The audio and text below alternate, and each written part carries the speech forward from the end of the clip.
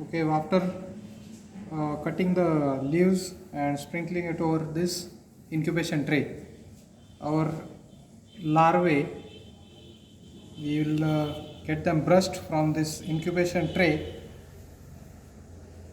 to the feeding tray.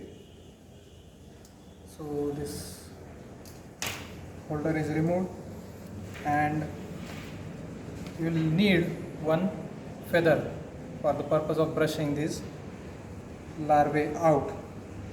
So you have to catch this net properly, and some larvae which have not yet hatched out of the eggs, you can see they are lagging behind. They are in the incubation tray itself. So a good amount of eggs have hatched. So for commercial purpose, what you are rearing, the hatching should be done at the later stage or the last day only. So we have kept this here and we have just rolled it over. So the basic purpose of this net is, you can see the larvae which have emerged out of the eggs. They will climb up and the eggs will remain at the lower side or the bottom side. One more time, you have to keep some leaves which will be cut and sprinkled here, and in this you will just get the larvae in the feeding tray. This is a paraffin paper. So this paraffin paper is intended, or it is coated with paraffin wax. So the basic thing that happens, or the basic principle behind wax coating, is that the moisture from the leaves which you are feeding to these larvae will not be evaporated.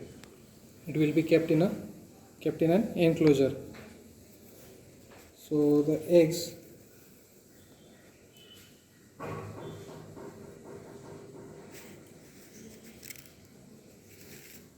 and these larvae, you are using the feather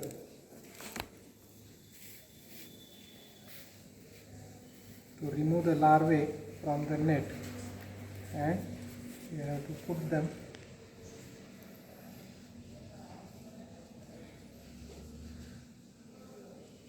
in the feeding tray.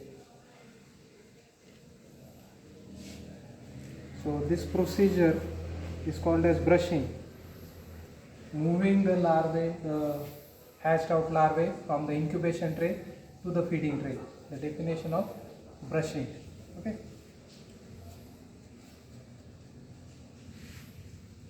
And we have to use the feather because it is too delicate and it does not cause any harm or injury to the larvae which have emerged out.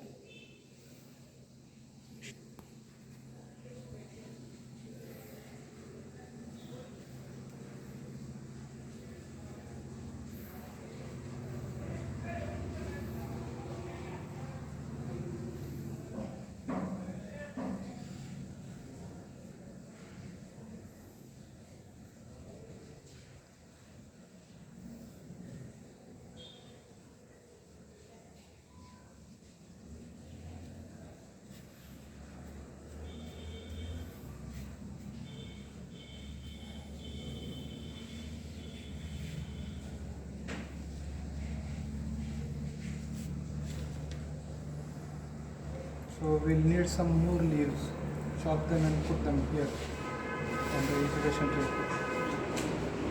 Okay, and now here in this chunk, total larvae which have emerged, almost 90% larvae, you can see they are on this leaves. Okay, and they are feeding now. So right away after that, when you finish whole brushing, you have to take this paraffin paper, one more sheet of paraffin paper here, and you have to just close it. for the purpose of maintaining the moisture inside these trays. The leaves, they should not lose their moisture. Okay, you are preparing one microclimate here, and along with that, the temperature and moisture will be regulated with your digital temperature thermometer, digital thermometer plus hygrometer. That should be kept inside, and you will keep a watch on it. So the temperature should be kept below 30 degrees Celsius. If it exceeds 30 degrees Celsius, and as the stages they will advance, when the stage will go beyond, means the instars will be there. So every instar, the temperature range should reduce, that we have to maintain inside. If the temperature is high, your larvae are getting damaged. They are prone to be diseased. Again, the RH, relative humidity, should be higher in the earlier stage, up to the third instar. Maintenance of RH up to 85%, then it will be reduced by 5% at each instar. And at the last stage, when means in the last instar, the RH should be maintained nearly 60 to 65%. Higher side will be 70% RH. So your maintenance should be likewise.